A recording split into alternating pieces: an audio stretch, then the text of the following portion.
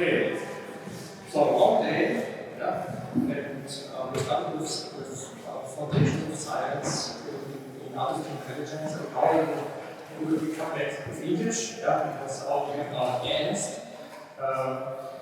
who studied in Austria.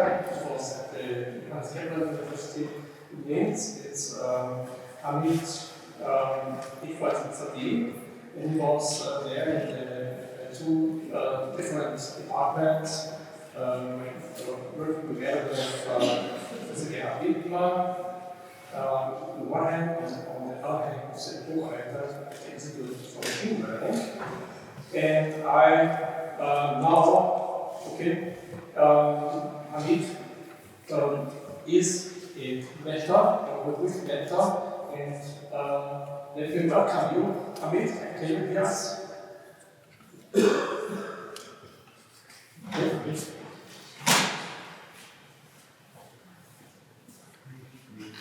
Yeah, okay.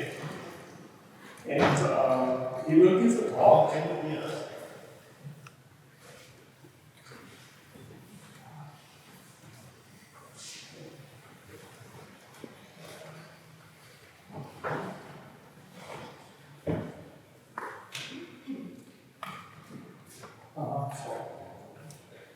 Some problems with the audio.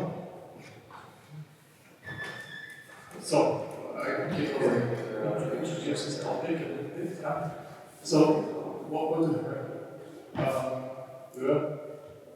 so hearing so far is about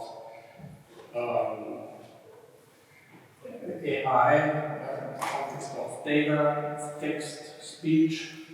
And now this is something different. It's about scoring, about ranking. And it's so we do it every day, every 20 lives. And so I'm really curious what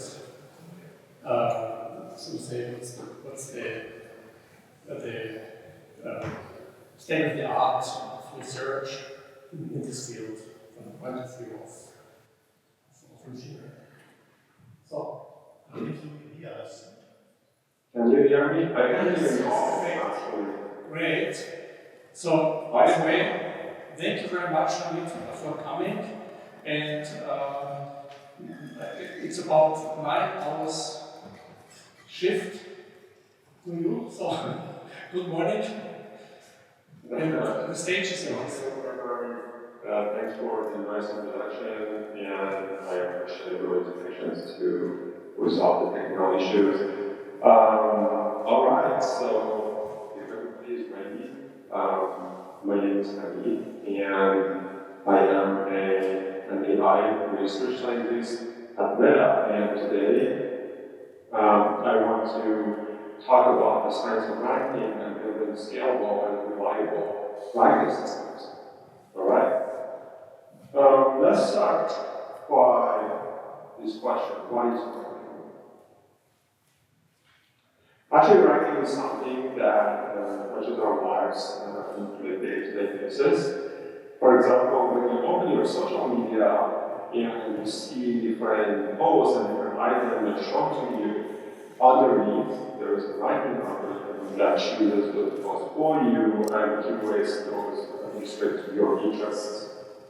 Or perhaps, if you have used a search engine and you look for some keywords on the internet and you have seen documents being listed that relate to those keywords, your ranking system actually does the work for you and finds the most relevant documents and websites and shows it to you.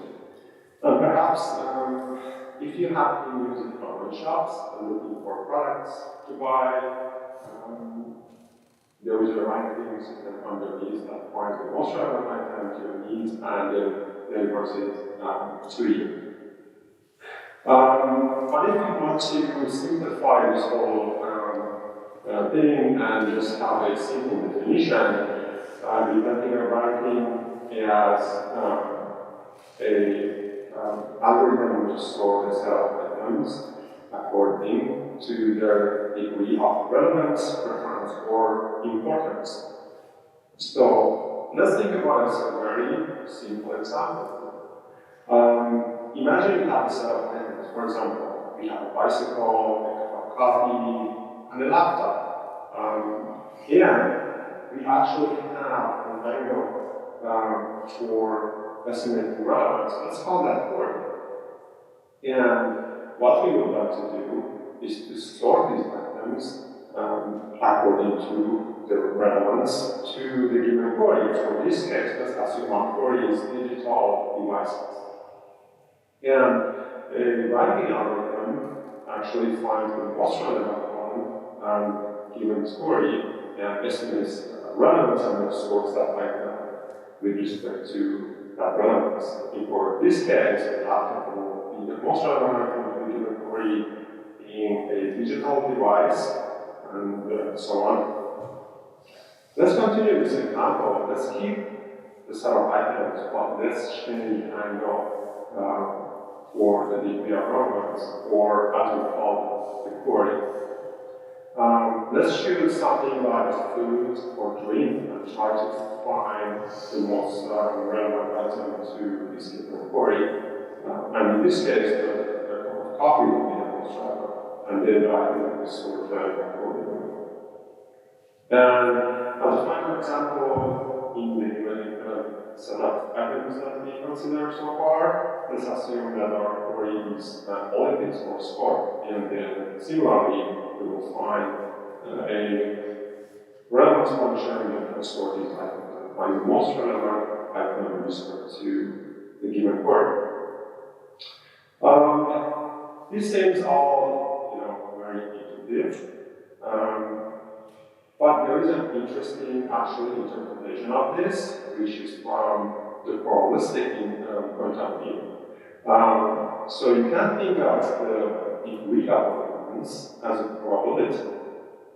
And this is interesting because in 1977, Stephen Robertson actually provided a probability ranking principle that states a very interesting statement about an optimal strategy for ranking items.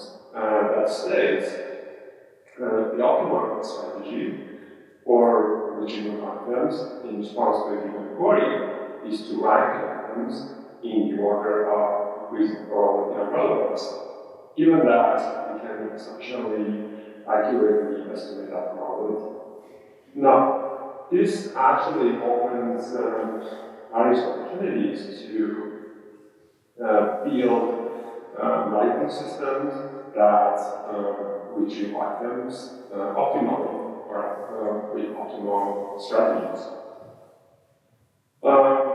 So this statement means that if we manage to build a system that can predict this probability sufficiently accurately, then we can have a ranking system with optimal strategy of retrieving and ranking items. Alright, so this brings us to the second part of our talk today. I hope that the first part was not boring for you or too complicated, but we are getting to the more interesting part, so hang tight.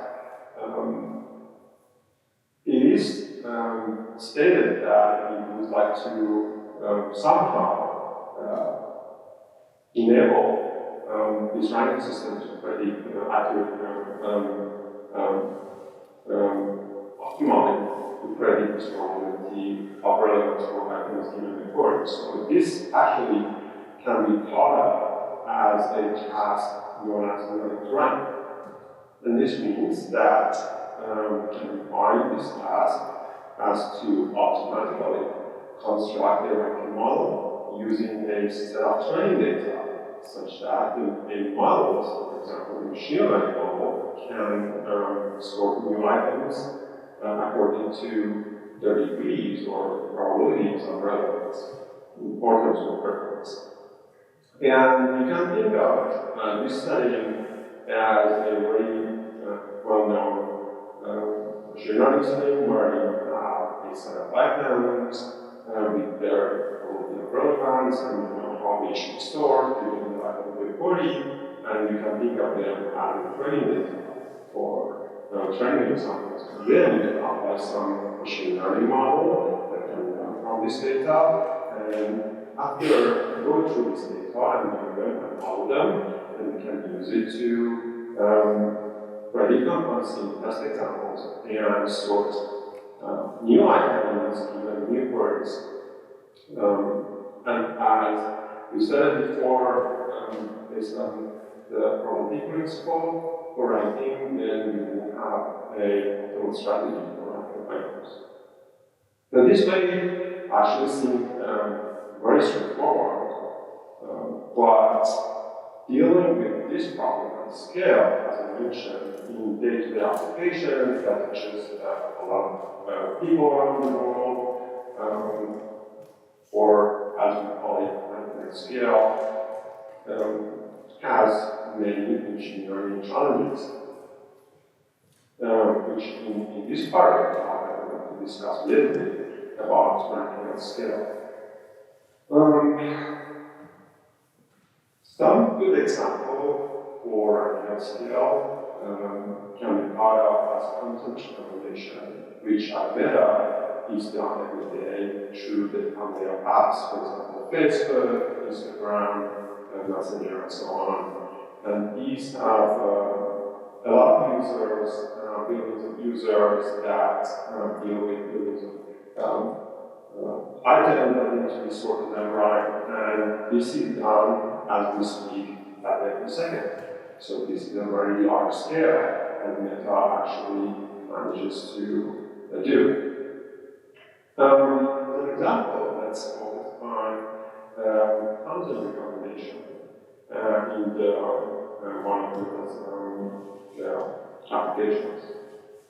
And these systems, usually writing systems, are large-scale industrial models that have different parts, that are dealing with different challenges, and we can think of very maybe at an abstract level as systems that have different parts. For example, the part that actually users that you connect to our services and systems is through the experience module.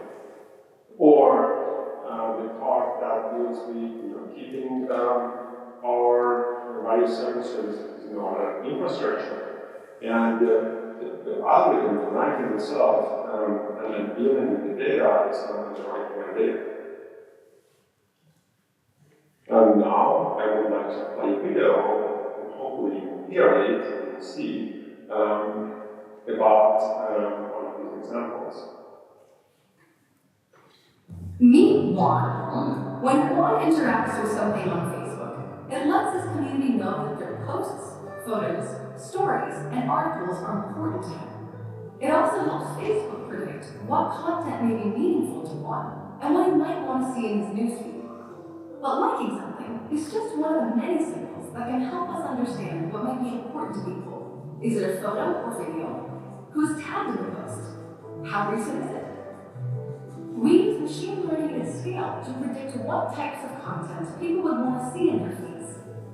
The system calculates a score for each individual signal in the post to predict how valuable a user would find that post based on different signals, such as a like or comment.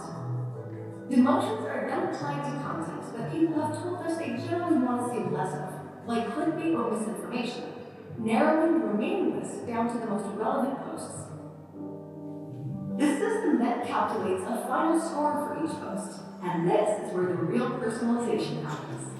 The actions a person might take more often, like commenting on posts instead of sharing, may play a larger role for ranking content for them. And as a finishing touch, we also apply processes intended to achieve a nice variety of photos, videos, and other content in Newsfeed. So when you, Juan, or anyone opens up Facebook, Newsfeed is always ready to go, personalized for every user, with the content that matters most to them.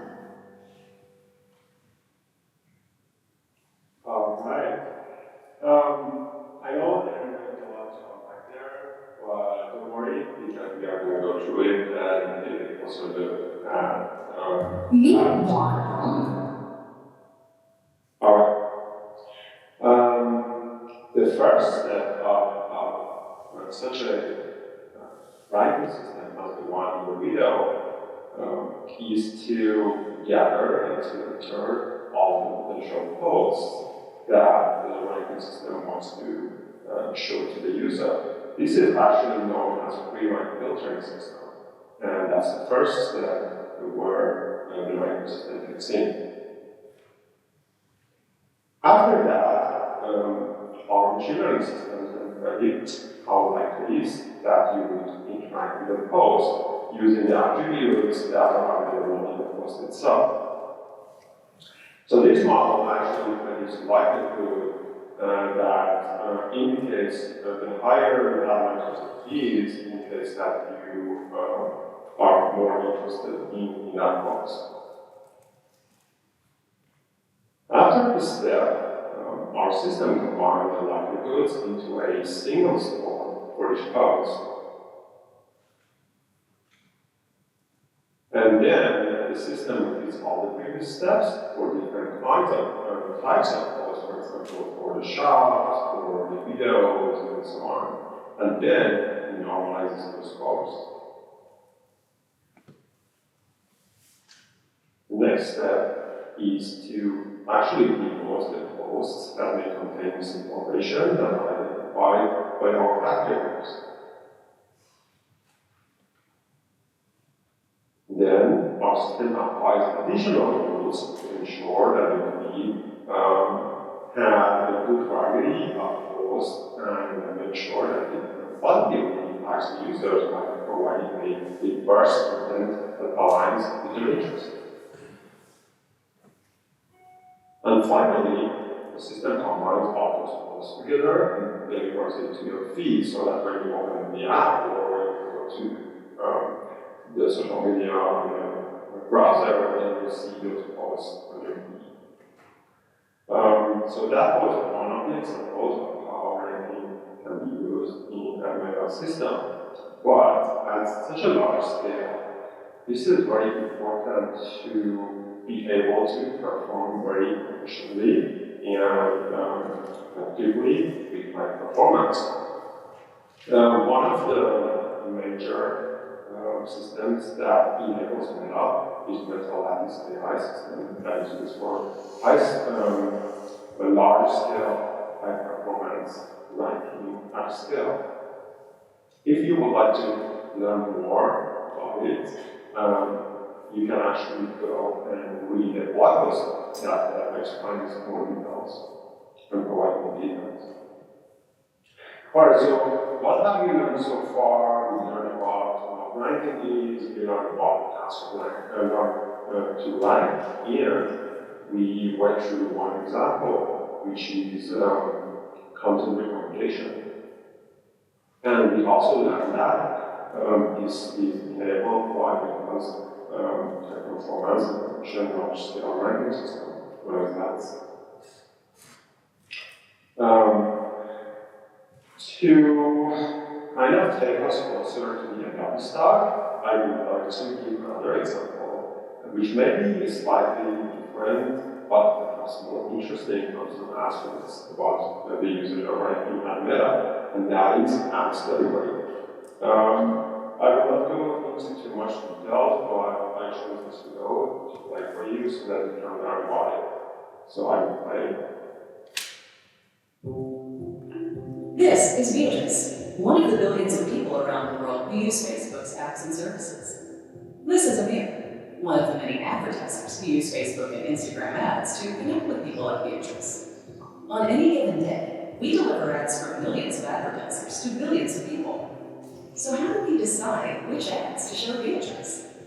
Let's take a closer look at how our ad system maximizes value for both people and businesses, helping businesses to reach customers affordably, grow, and create jobs, while providing people a better experience through personalization. Advertisers make 3 important choices that help us determine who to show their ads to. First, they choose their desired audience. People are included in these audiences based on content they've interacted with on our platform in the past, such as liking a Facebook page or clicking on an Instagram ad, and info they've shared with us directly, like their age or gender. Advertisers can also include existing customers or people who've already visited their website or app. This is based on info the advertiser shares with us, such as their newsletter email list. Second, they choose their business objective, such as building awareness, increasing traffic to their site, or driving purchases. Third, advertisers place a bid. This is the amount they're willing to pay for someone who sees their ad to complete their business objective, like making a purchase on their site or downloading their app. After an ad has been created, it's reviewed to ensure it complies with our policies. When determining which ads to show Beatrice, like when she opens the Facebook or Instagram app, our system first gathers ads that include her in their desired audience. These then move to the auction stage, where we choose which ones to show Beatrice. To guide our system to choose the most relevant ads for Beatrice, our auction is based on each ad's total value, which includes the bid, estimated action rate, and ad quality.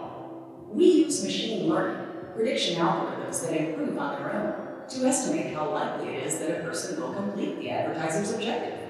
This is based on many factors, including a person's activity on Facebook, like engaging with content in their newsfeed, and off-Facebook activity that businesses choose to share with us, like visiting a business's app or website, as well as related actions taken by other people who've seen the ad, and even the time of day. Based on these many factors, including Beatrice's frequent engagement with cake-related content, our system assigns a high estimated action rate for this ad. We also use machine learning to determine the quality of an ad based on feedback from other people who have seen it, and how well it meets our ad quality guidance. As more people interact with Amir's ad and visit his website over time, our system gets better at making these predictions. Ads with the highest bid aren't always the winner. Those with lower bids often win if our system predicts a person is more likely to respond to them or finds that they're higher quality. This helps new and smaller businesses compete in the auction. Since Amir's ad has the highest total value out of all the ads in this auction, it's the one Beatrice sees, and that turns out to be a really good bid. When we're able to show someone the right ad for the right product, it's valuable for everyone, and value is what good personalized advertising is all about.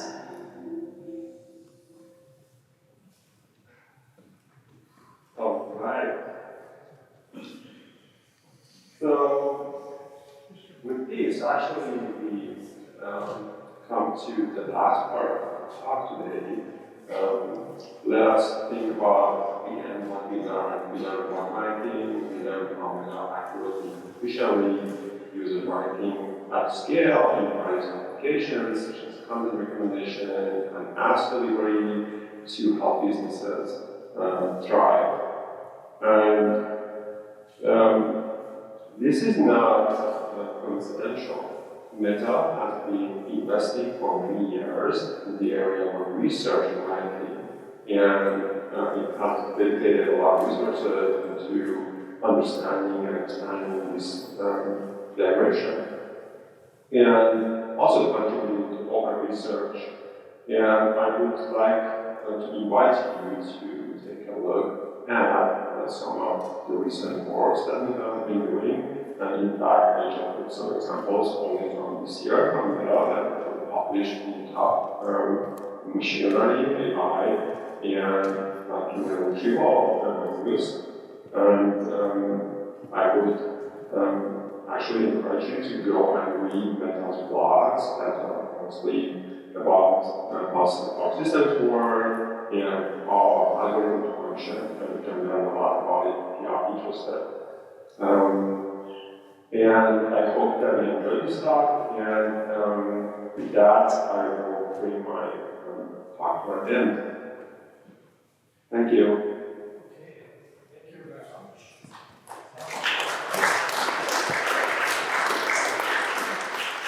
Do you hear us? Hamid? Yes, Yes. I do. Just a second. I have to activate personally. Thank you very much, Hamid. I guess there are some questions. There is a question. Yes, please. It's Arvid. I have a question about this content, this feedback loop, positive feedback loop that occurs because when users see contents that they're interested in, they see more of that, and that can create this kind of infinite positive loop that they see only one type of content or not very. Sorry, I have a problem hearing. It's very disconnected. Okay, maybe I need to be close to another microphone.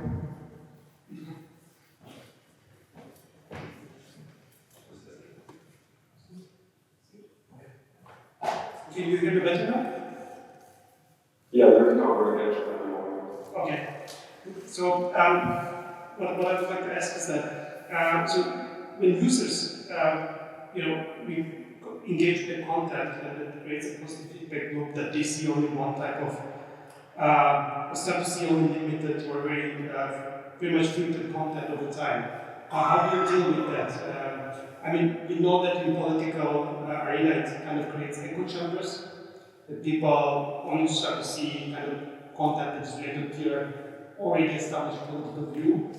I guess this is kind of similar to also other content. For instance, I noticed from other social platforms, on one side was briefly interested in printed circuits, and I started to see my feed was full of that, and the rest of the other content that I'm interested in was pretty much gone, vanished. So I missed a lot of the probably interesting things I would have seen.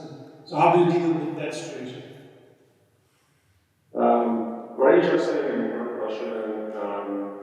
And actually, it's a very complex problem. I don't think we have time to discuss that in this talk, but I encourage you to go over our blog posts, and we put a lot of information there. And there we can actually use the details of how our systems handle such situations. Okay, thank you. I also have a question. So far as I've understood, this ranking is, you can see it also as about relation and also some distances and some content space. Yeah? So you have bicycle, for example, and you have the concept of sport. So today we had a talk about neurosymbolic AI. Yeah? In relation is also about some knowledge graphs and so on. Yeah? Is it just machine learning that you're using, or do you also use such emerging approaches based on neurosymbolic AI? So, machine learning is an umbrella term, right? I just use it for use of this term for simplicity, but if you look at the system underneath it, there are many different parts that are suitable to learn for various purposes.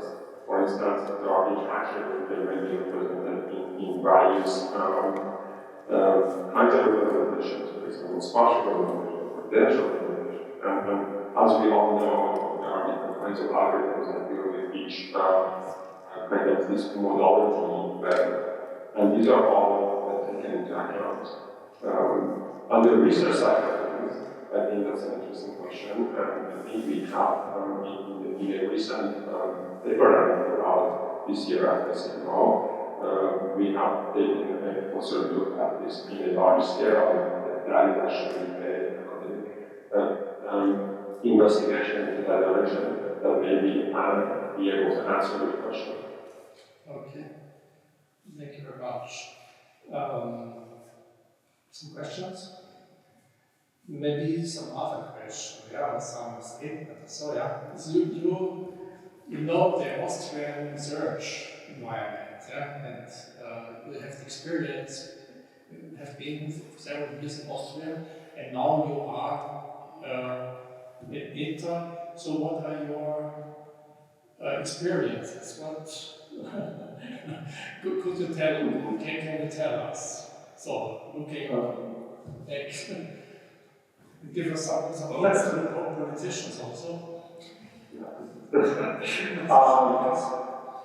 I don't see anyone from where I am. I don't see the others, but so I have spent some time in Austria. I actually spent my 2 years at the grad school, a PhD, and postdoc years, and I can say with confidence that actually has a lot of very strong labs and research centers. And after I moved actually to industry in the US, something that kind of stood out was the opportunities and for example the compute or other resources that are available, which was perhaps not in the same level available to offshore labs which are capable. That's just a personal opinion and my personal experience that USC has I want to share. Yeah, this is an example. Okay, are there further questions? If not, okay. We want to thank you very much, okay? And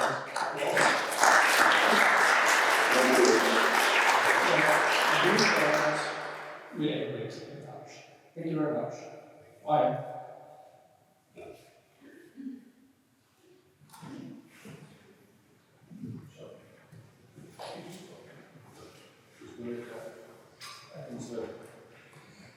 Also wir laden gemeinsam Sie jetzt noch zu einem Ausklang ein.